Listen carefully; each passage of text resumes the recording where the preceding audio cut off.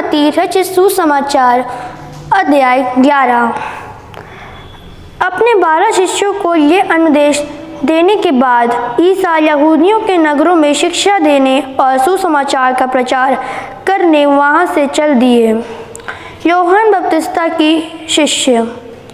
यूहन्ना ने बंदी गृह में मसीह के कार्यों की चर्चा सुनकर अपने शिष्यों को उनके पास यह पूछने भेजा, क्या आप वही हैं जो आने वाले हैं या हम किसी और की प्रतीक्षा करें?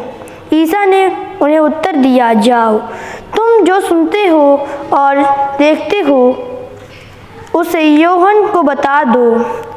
अंधे देखते हैं, लंगड़े चलते हैं, कोढ़ी शुद्ध किए जाते हैं, बहरे सुनते हैं, मुर्दे जिलाए जाते हैं, दरिद्रों को सुसमाचार सुनाया जाता है और धन्य है वह जिसका विश्वास मुझ पर से नहीं उठा। वे विदा हो ही रहे थे कि ईसा जनसमूह से यूहन्ना के विषय में कहने लगे, तुम लोग निर्जन प्रदेश में क्या देखने गए थे? हवा से हिलते हुए सरकंडों को? नहीं। तो तुम क्या देखने गए थे? बढ़िया कपड़े पहनने मनुष्यों को? नहीं। बढ़िया कपड़े पहनने वाले राजमहलों में रहते हैं। आखिर क्यों निकले थे? नबी को देखने के लिए? निश्चय ही मैं तुमसे कहता हूँ, नबी से भी महान व्यक्ति को यह वही है जिसके विषय में लिखा है, देखो मैं अपने दूत को तुम्हारे आगे भेजता हूँ, वह तुम्हारे आगे तुम्हारा मार्ग तैयार करेगा। मैं तुम लोगों से कहता हूँ, मनुष्यों में यूहन्ना बपतिस्ता से बड़ा कोई भी पैदा नहीं हुआ। फिर भी स्वर्ग राज्य में जो सबसे छोटा है वह यूहन्ना से बड़ा है।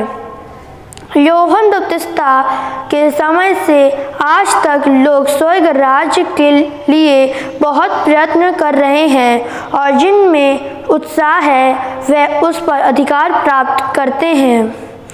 यूहन्ना तक के नबी और संहिता भी सब के सब राज्य के विषय में केवल भविष्यवाणी कर सके। तुम चाहो तो मेरी बात मान लो कि यूहन्ना वही एलियस है जो आने वाला था। जिसके कान हो वह सुन ले। ईसा की पीढ़ी को धिक्कार। मैं इस पीढ़ी की तुलना किससे करूं? वे बाजार में बैठे हुए छोकरों के सदृश है जो अपने साथियों को पुकार कर कहते हैं, हमने तुम्हारे लिए बांसुरी बजाई और तुम नहीं नाचे। हमने विलाप किया और तुमने छाती नहीं पीटी। क्योंकि यूहन्ना बपतिस्ता आया जो ना खाता और ना पीता है और वे कहते हैं उसे अबदूत लगा। मानव पुत्र आया जो खाता पीता है और वे कहते हैं, देखो यह आदमी पेटू और पियक्कड़ है, नाकेदारों और पापियों का मित्र है। किंतु ईश्वर की प्रज्ञा परिणामों द्वारा सही प्रमाणित हुई है। अविश्वासी नगरों को धिक्कार। तब ईसा उन नगरों को धिक्कारने लगे जिन्होंने उनके अधिकांश चमत्कार देखकर भी पश्चाताप नहीं किया था। धिक्कार तुझे खुराजिन, धिक्कार तुझे बेतसाइदा, जो चमत्कार तुम में किए गए हैं यदि वे तीरुस और सीदोन पर किए गए होते तो उन्होंने न जाने कब से टाट ओढ़कर और भस्म रमाक कर पश्चाताप किया होता। इसलिए मैं तुमसे कहता हूँ, न्याय के दिन तेरी दशा अपेक्षा तीरुस और सीदोन की दशा कहीं अधिक सहीन होगी। और तू कफरनाहूम, क्या तू स्वर्ग तक ऊंचा उठाया जाएगा? नहीं, तू अधोलोक तक नीचे गिरा दिया जाएगा। क्योंकि जो चमत्कार तुझ में किए गए हैं यदि वे सोदोम में किए गए होते तो वे आज तक बना रहता। इसलिए मैं तुझसे कहता हूँ, न्याय के दिन तेरी दशा की अपेक्षा सोदोम की दशा कहीं अधिक सहीन होगी। भोलेपन की प्रशंसा। उस समय ईसा ने कहा, पिता स्वर्ग और पृथ्वी के प्रभु, मैं तेरी स्तुति करता हूँ क्योंकि तूने इन सब बातों को ज्ञानियों और समझदारों से छिपाकर निरे बच्चों पर प्रकट किया है। हाँ पिता, यही तुझे अच्छा लगा। मेरे पिता ने मुझे सब कुछ सौंप दिया। पिता को छोड़कर कोई भी पुत्र को नहीं जानता, इसी तरह पिता को भी कोई नहीं जानता, केवल पुत्र जानता है, और वही जिस पर प्रभु उसे प्रकट करने की कृपा करे। ईसा की नम्रता। थके मांदे और बोझ से दबे हुए लोगों, तुम सभी मेरे पास आओ, मैं तुम्हें विश्राम दूंगा। मेरा जुआ अपने ऊपर ले लो और मुझसे सीखो, मैं स्वभाव में से नम्र और विनीत हूँ। इस तरह तुम अपनी आत्मा के लिए शांति पाओगे, क्योंकि मेरा जुआ सहज है और मेरा बोझ हल्का।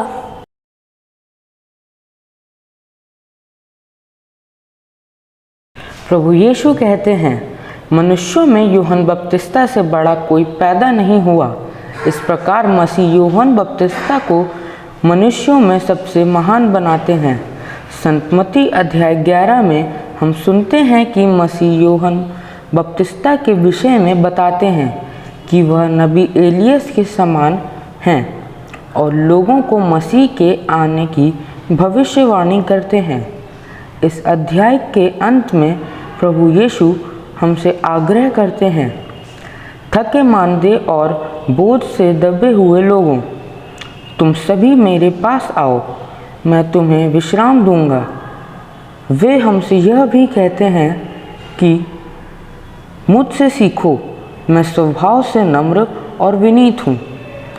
आइए आज के वचन पर मनन करें और दयालु पिता से आशीष मांगें, जिससे वे हमें भी स्वभाव से नम्र और विनीत बनने का वर दें।